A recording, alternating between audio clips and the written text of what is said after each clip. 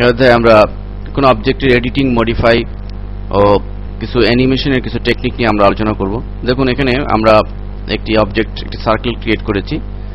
এখন অনেক সময় এরকম প্রয়োজন হবে যে আমাদের এই সার্কেলটি বা এই অবজেক্টটি আমাদের কপি বা কাট করেছি, যেমন আমরা এখানে এটিকে কাট করলাম। এখন আমরা পেস্ট করতে চাই। আমরা যদি নর্মালি এটিকে পেস্ট করি, দেখুন আমরা আমাদের নির্দিষ্ট পজিশন মতো কিন্তু পেস্ট হয়নি, কিন্তু আমাদের অনেক সময় প্রয়োজন হবে যে সঠিক স্থানে, আমাদের নির্দিষ্ট স্থানেই যেন এটি পেস্ট হয়। তো এটি যদি আমরা করতে চাই তাহলে আমাদের কি করা লাগবে? তাহলে আমাদের যে কাজটি করতে হবে যে আমরা কাট বা কপি করে আমাদের এডিট মেনুতে গিয়ে এখানে পেস্ট ইন প্লেস রয়েছে, তো পেস্ট ইন প্লেস ক্লিক করতে হবে আমাদের।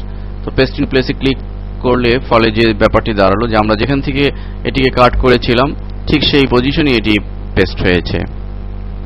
অনেক সময় আমাদের কাজের প্রফেশনাল কাজ করতে গেলে এই কমান্ডটি প্রয়োজন হবে। দ্বিতীয় আরেকটি বিষয় হচ্ছে যে আমরা অ্যানিমেশন করার ক্ষেত্রে আরেকটি বিষয়, সেটি হচ্ছে সাপোজ আমরা ধরুন এই একটি অ্যানিমেশন তৈরি করছি। এটি বোঝার জন্য আমরা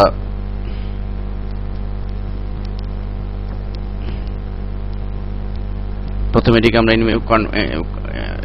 আমাদের সিম্বলে কনভার্ট করার জন্য কনভার্ট টু সিম্বল প্রথমে আমরা গ্রাফিক্স করে নিই এটিকে, এরপর এটিকে ছোট করে নিই শিফট চেপে।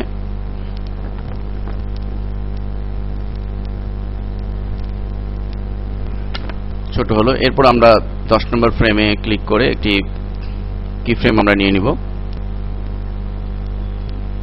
তো এরপরে আমরা এটিকে বড় করে ফেলব।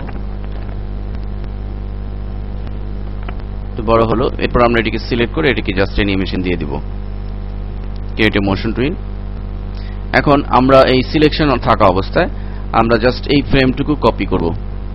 মাউসের ডান বাটন চেপে কপি করব, just copy frame. Copy frame দিয়ে আমরা একটি লেয়ার নিব।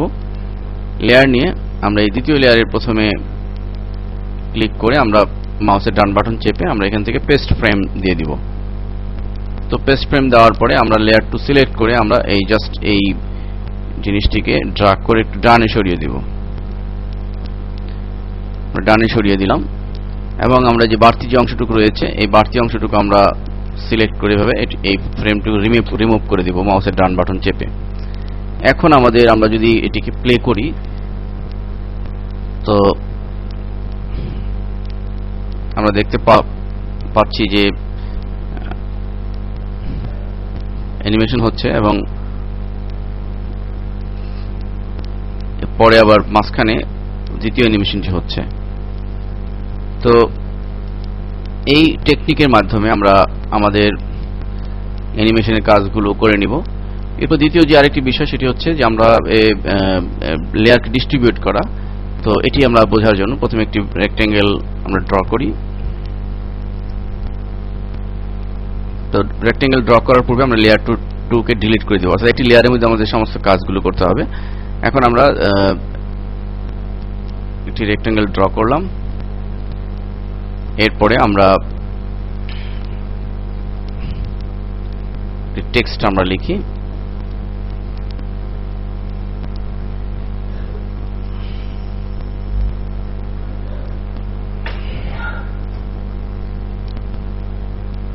তো টেক্সট লেখা হলো।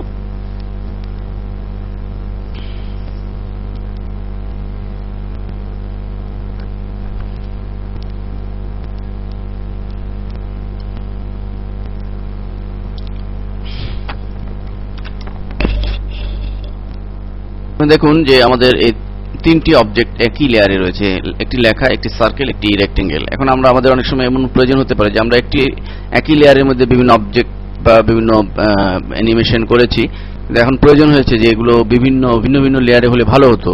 কিন্তু যেহেতু প্রথমেই আমরা একই লেয়ারে করে ফেলেছি, এখন আমরা আলাদা লেয়ারে করার জন্য আমাদের যে কমান্ডটি ইউজ করতে হবে এটি হচ্ছে মডিফাই মেনুতে গিয়ে আমরা অবশ্যই প্রথম ফ্রেমটি সিলেক্ট করে নিতে হবে, এভাবে ক্লিক করে। এরপর মডিফাই মেনুতে গিয়ে আমরা নিচে দেখতে পাচ্ছি ডিস্ট্রিবিউট টু লেয়ার্স, এটিতে আমরা ক্লিক করব।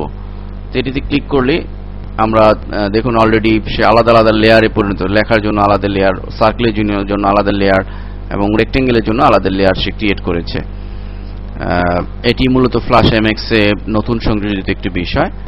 তো এভাবে আমরা আমাদের কাজের সুবিধা মতো আমরা কাজ করে নিতে পারবো।